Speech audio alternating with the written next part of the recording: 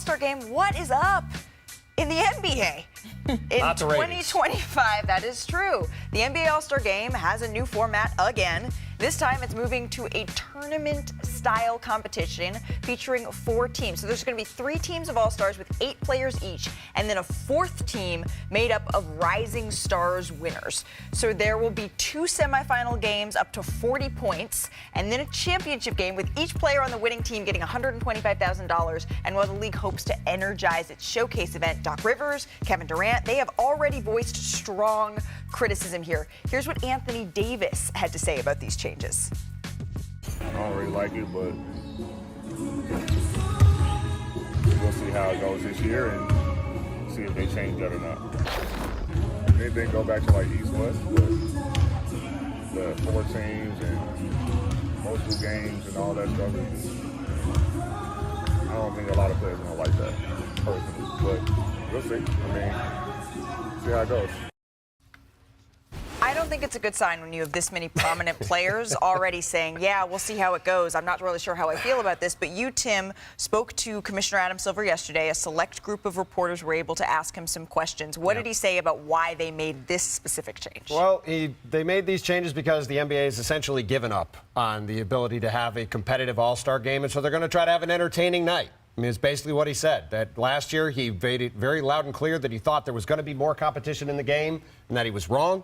The game did not have that, and so they've worked with the Players Association to try to come up with some sort of format that they think will create a fun atmosphere. And he didn't seem super excited about it. To say he was optimistic, but, you know, I think it's more than anything, it's an admission of an inability to get this to where the NBA wants it to go. And so now we see yet another change here. Brian, what do you think about this new format? Well, it took you like multiple pages on your script there to read all the rules. But I'm just going to say it needs 32 players. And I'm still confused, by the way. It needs 32 players to work, right? But there's only 24 All-Stars. So are they going to have more All-Stars? No. Even though there should be more All-Stars, they're not going to have more All-Stars because that's bad for business, because then we have to get paid more.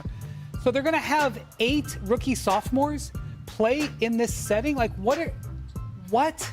Like, why is that an answer? Like, I'm sorry. That's because there is no good answer. That's why. I mean, and that's what Adam said. By the way, when you say he's given up, you're not making fun of him. That's what he said. Yes. On the record. Yeah, look, that ship sailed. It's a collective ideology. It's a mentality amongst the players. Until that changes, you're never going to get anything that looks remotely competitive or even like natural, like real basketball. We all know that's not what that is.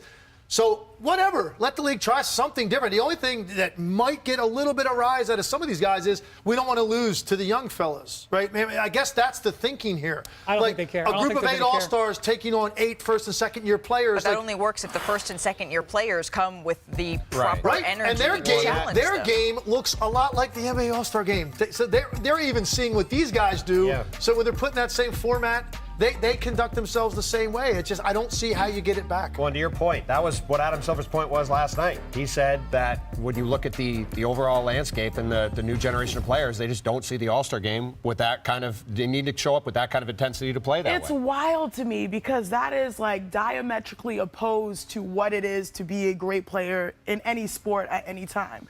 And I do understand that there's money that is an incentive, right? Like, you guys have huge contracts, so you don't necessarily feel like this moves the needle per se, you know, to play for money or to play for X, Y, or Z. Your goal is to win in the playoffs and to win championships. But still, this is like one day just for the fans. And I think the OGs, the old heads, understand this. I know that Steph Curry has been involved in conversations because he is playing and serving as host, and he's bought it. And Kevin Durant, whenever he touches the floor, he plays hard. LeBron James shows up. Like, the issue that we have is just an issue with perception and valuing something that you should never tell players to be valued. Fans don't need calculus to watch an NBA All-Star game.